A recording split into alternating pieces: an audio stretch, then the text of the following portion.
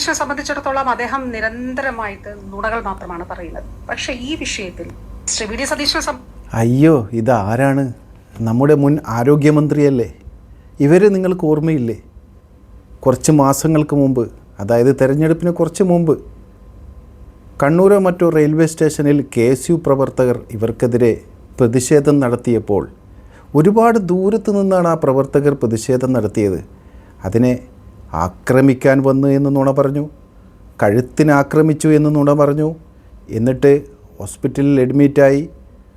ഇത്രയൊക്കെ പരിക്കുള്ളവർ രാത്രി അവിടെ നിന്ന് മുങ്ങി, അതും നുണയായിരുന്നു. പിന്നീട് കാണുന്നത് കഴുത്തിന് ബാൻഡേജൊക്കെ ഇട്ട് സംസാരിക്കുന്ന ഒരു ആരോഗ്യമന്ത്രിയാണ്, അതും നുണയായിരുന്നു. അവസാനം ഈ വലിയ നുണയുടെ കൂമ്പാരത്തെ ജനങ്ങളങ്ങ് തോൽപ്പിച്ചു തെരഞ്ഞെടുപ്പിൽ. എന്നിട്ടിപ്പോൾ VD സതീശൻ നുണയാണെന്ന് ഇവർ വീണ്ടും നുണ പറയുന്നു എന്നല്ലാതെ എന്ത് പറയാനാ ഇതിനൊക്കെ?